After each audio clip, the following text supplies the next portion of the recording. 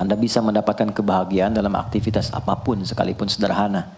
Tapi ketika kebahagiaan itu tidak diiringi dengan ridha Allah, rasanya itu akan selalu sementara. Kita butuh momen-momen baru untuk mendatangkan kebahagiaan itu.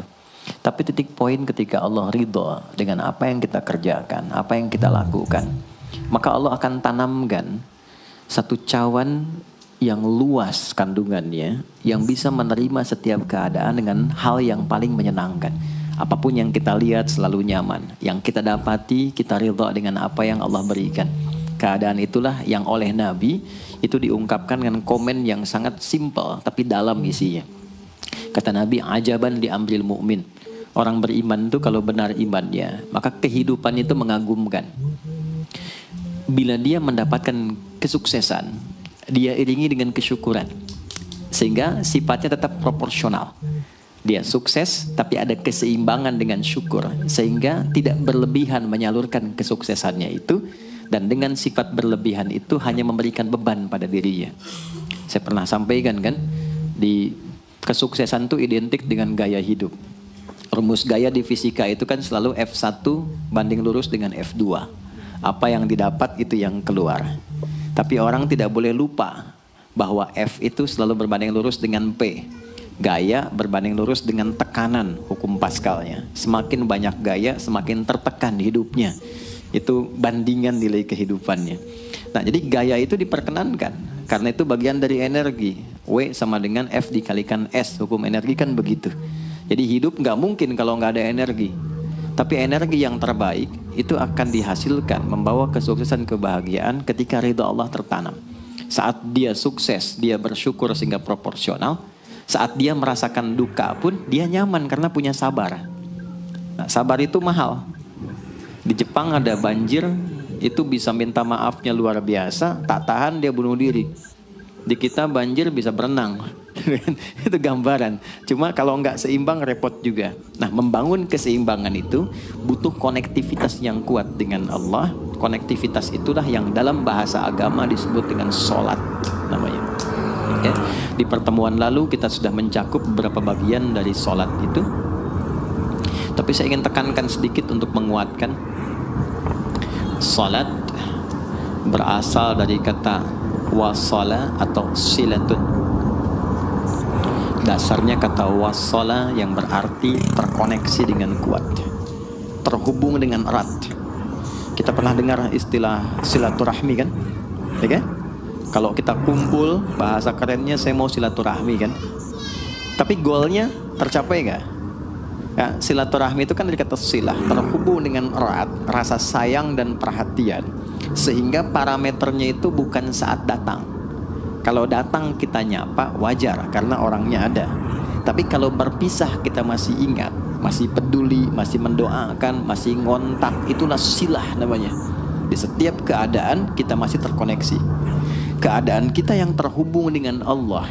Sehingga di setiap tempat kita diperhatikan, di pekerjaan kita dibimbing, di rumah tangga kita diiringi, sehingga semua berjalan mudah dan membahagiakan.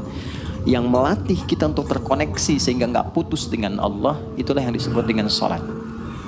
Sehingga goal dari sholat itu adalah membangun konektivitas kita dengan Allah yang kuat. Itu yang dimaksud di Quran surah keempat An-Nisa di ayat 103.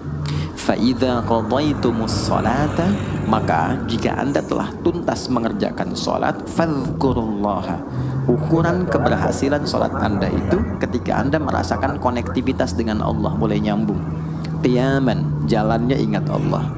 Sehingga kalau orang jalan, bekerja di apapun, saat dia ingat Allah, dia bisa memfungsikan tubuhnya sehingga tidak mengerjakan apa yang Allah tidak sukai. Gak akan mungkin anda melihat sesuatu yang tidak Allah senangi. Dalam keadaan yang sama anda ingat Allah. Gak akan mungkin melangkah pada tempat yang salah saat ingat Allah.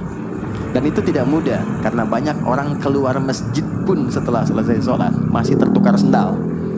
Padahal kalau dia ingat Allah, gak mungkin itu terjadi. Itu pelajaran dasarnya. Wa qu'udan wa ala junubikum, baik itu duduk bahkan sampai berbaring, ada koneksi. Nah, jadi singkatnya, sholat itu semua gerakannya,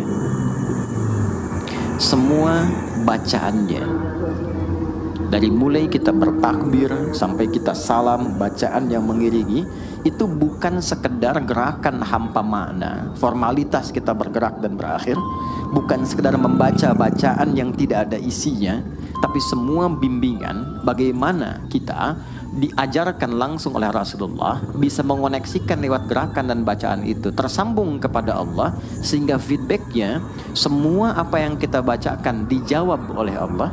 Semua gerakan yang kita lakukan ini hakikatnya bimbingan tentang inti kehidupan kita. Jadi di sholat itu ada bacaan, ada gerakan, ada hikmah, ada maknanya semua. Jadi bukan kita takbir begini hampa saja, tidak. Kenapa mesti begini? Kenapa tangan yang kanan menutup yang kiri? Kenapa bacaannya setelah itu ada iftitah, ada al-fatihah? Itu ada maknanya. Dan dahsyatnya semua profesi-profesi sahabat dan generasi setelahnya yang belajar dengan benar tentang sholat ini, itu semua merubah hidupnya jadi lebih sukses dari apapun yang mereka pilih dalam menjalani hidup. Dan yang paling hebat, itu yang menjadikan Nabi mendapat perintah pertama bukan zakat, bukan haji, bukan umrah, bukan puasa, tapi sholat. Dan perintahnya khusus, spesial, disampaikan dalam peristiwa Isra Mi'raj untuk memberikan pesan begitu tingginya nilai sholat ini untuk kehidupan manusia. Mohon izin maaf bagi teman-teman yang baru bergabung, supaya tidak banyak mengulang, teman-teman bisa cek kembali di pelajaran sebelumnya. Kita kemarin telah selesai di pembahasan iftitah dengan tangan kanan meletakkan di punggung yang kiri, lalu kemudian diletakkan di atas dada seperti ini. Kesimpulannya adalah, saya cepat saja, dari mulai kita bertakbir, kalau ingin terkoneksi dengan Allah, maka fokuskan diri kita untuk tersambung. Buang urusan dunia semua ke belakang, jangan bawa dalam sholat. Kalau ingin kita tersambung dengan Allah, tepikan yang lain, hadapkan diri kita, pasrahkan. Hanya Allah yang tinggi, yang agung, yang istimewa. Kalimat agung, tinggi, istimewa itu disebut dengan akbar.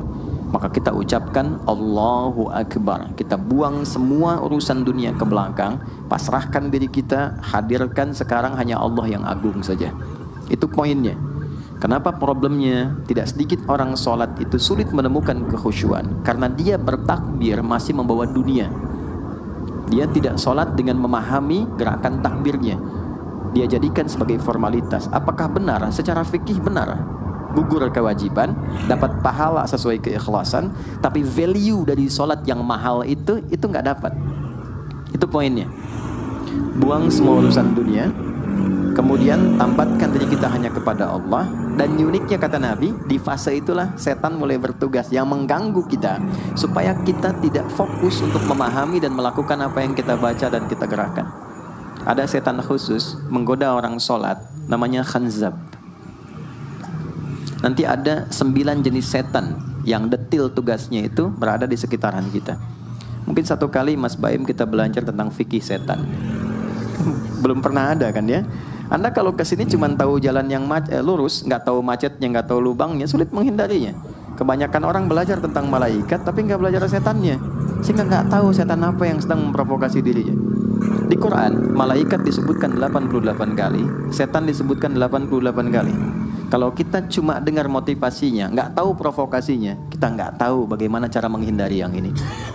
Itu poinnya. Khanzab itu dia menggoda orang sholat, dimulai dari takbir. Jadi kalau belum takbir, Anda bisa merasa fokus apa saja. Nggak percaya silakan. Sebelum takbir tuh bisa siap fokus. Tapi begitu Anda mulai bertakbir, di hadis riwayat Abu Daud, Allahu Akbar, fayaqulu syaitanu. Maka di sini setan mulai tugasnya untuk mengganggu orang supaya nggak dapat nilai-nilai tadi. Maka dia berkata, uzkur kata. Kamu ingat ini ya, kamu ingat itu ya. Betapa Anda memulai dengan membuang semua urusan dunia. Tapi kalau sudah takbir, itu setan yang install, masuk sendiri dia. Makanya kalau nggak percaya silakan nanti zuhur tuh ya. Begitu Anda takbir, itu masuk semua. Ingat ini, ingat itu, mobil parkir di mana. Sampai ceramah saya sekarang pun itu akan masuk. Ingat ya, ada setan yang goda. Nah itu setan itu. Itu setan sendiri. Membuat kita itu begitu lupa. Sampai lihat ujung hadisnya. Hatta la yash'ural musalli kam raka'atan yusalli. Sampai nanti akan ditemukan orang sholat, dia tidak sadar berapa rakaat sedang menunaikan sholatnya. Nah, itu kalau Nabi sampaikan pasti terjadi. Poin. Untuk kita bisa mengatasi itu, poinnya apa? Quran surah ke-29 dulu, ayat 45. Quran surah 29, Al-Ankabut, ayat 45. Di Islam tuh uniknya begini, istimewanya. Enggak ada satupun ibadah yang hasil kreasi manusia. Semua terukur. Ini dalilnya, alasannya, landasan kita ibadah itu dari Tuhannya ini. Penjelasan contohnya ini dari Nabi.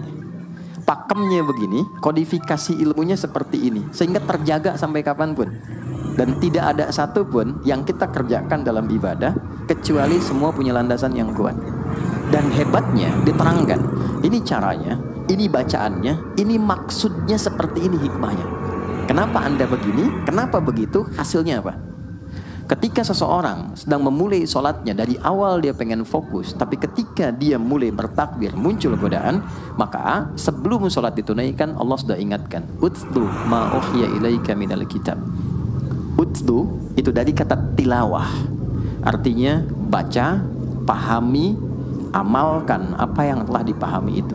Jadi sejatinya sebelum sholat, kata Allah, kalau ingin menikmati sholatnya, ingin tahu value dari sholat dan dihasilkan seperti orang dulu meraihnya, maka jangan kita terfokus untuk formalitas saja. Yang penting benar bacaan, takbir sampai salam terjaga. Betul, sekali lagi itu menggugurkan kewajiban. Formulasinya selesai, secara fikih tuntas, tapi hikmah sholat yang tadi itu kita nggak dapat. Maka yang terjadi apa? Baca dulu, tilawah, utlu, baca, pelajari dulu sebelum sholat. Kemudian pahami kenapa takbirnya begini. Kita kemarin sudah belajar. Kenapa tangan kanan menutup yang kiri? Apa maksudnya sampai kita diperintahkan sholat? Bagaimana kemudian saat kita baca Al-Fatihah? Kenapa yang dibaca itu? Apa yang jadi bimbingan dari Al-Fatihah untuk kehidupan kita?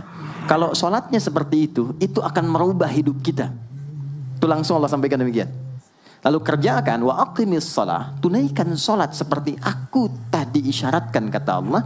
Inna sholata tanha 'anil fahsya wal munkar. Maka jika engkau menunaikannya seperti itu, sholat akan merubah hidupmu. Itu kata Allah. Minimal mendorong kita berbuat jadi lebih baik. Jadi bukan sekedar menjadikan kita pribadi baik, tapi semua yang kita kerjakan menjadi lebih baik. Itu sholat. Itu yang bisa merubah seorang Jundub bin Junadah yang dikenal dengan Abu Dzar al-Ghifari. Ini teman-teman, kenapa Ghifar itu viral? Ghifar itu adalah desa pembegal. Jadi semua sekampung begal semua. Sekampung. Pimpinannya namanya Jundub bin Junadah. Jundub bin Junadah. Singkatnya masuk Islam. Saat masuk Islam, secara singkat saja, Nabi arahkan, diajarin sholat. Betapa sholat merubah hidup beliau jadi lebih baik. Kembali ke kampungnya mengajarkan. Singkatnya apa? Madinah heboh dengan kedatangan tapak kaki yang ternyata itu orang-orang Ghifar. Sekampung kurang lebih masuk Islam dan berubah jadi orang baik semua. Merubah hidup mereka. Jundub orang sukses, setelah itu jadi ustadz. Ini mungkin yang menginspirasi judul preman jadi ustadz. Ini tadinya pembegal semua. Sekampung sukses, jadi orang baik, aktivitasnya berubah lebih berkualitas.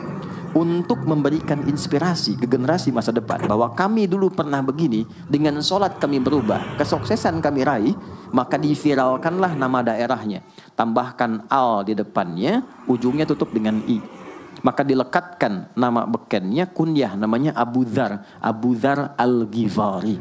Al-Ghifari itu untuk memberikan kesan begini, saya ini dari Ghifar, itu kampung jelek, desa tempat pembegal, tapi Islam merubah saya menjadi lebih baik. Sholat mengarahkan saya punya kualitas hidup yang lebih baik. Itu poinnya. Sejak peristiwa itu, orang-orang Islam dari manapun yang bukan Arab itu selalu melekatkan nama daerahnya untuk mengenalkan. Islam pun sudah sampai ke tempat saya. Buktinya saya menjadi baik. Ada namanya Muhammad, punya bapak namanya Ismail, punya kakek namanya Ibrahim, kakek buyutnya Al-Mughirah, eyang buyutnya Al-Bardizbah, tinggal di kecamatan Ju'fah, kabupatennya Bukhara, provinsinya Khorasan, negaranya Uzbekistan sekarang. Maka karena dari Bukhara, dia kenalkan diri, datang ke daerah Arab, saya dari Bukhara. Rumus yang sama, tambahkan al di depannya, ujungnya i. Maka dia katakan, ana al-Bukhari. Itulah Imam Al-Bukhari, bukan orang Arab. Kita punya guru besar Syekh Nawawi dari Banten, Ana Nawawi Al-Bantani. Ana Ahmad Yasin Al-Padangi. Tapi kesan kota itu untuk menunjukkan Islam telah sampai ke tempat saya dan merubah saya menjadi lebih baik. Kang Baim datang ke Mekah umrah, katakan saya Baim Bong tanah kusiri. Maka kesan yang dibangun itu telah sampai ke tempat saya, merubah saya lebih baik. Saya Arman Al-Pondok Indahi misalnya kan, tidak masalah. Itu sah. Dan orang mengenal, oh rupanya Islam telah ke setiap wilayah. Tapi value-nya sampai enggak. Jangan cuma kita katakan saya dari fulan, saya dari tempat A. Poinnya adalah apa yang merubah engkau dari Islam menjadikan engkau lebih baik. Jadi kalau ada orang Islam mengaku Muslim, lisannya tidak lebih baik, maaf sekali, telinganya mendengar tidak yang baik, perilakunya kurang baik, maka dipertanyakan klaim keislamannya. Sudah sejauh mana saya mendapatkan keberkahan dari Islam itu? Itu yang menjadikan kenapa sholat paling pokok dipaksa kita wajib, bukan karena sujud rukuknya. Anda tidak sujud pun tidak akan menurunkan status Allah sebagai Tuhan, tetap Tuhan.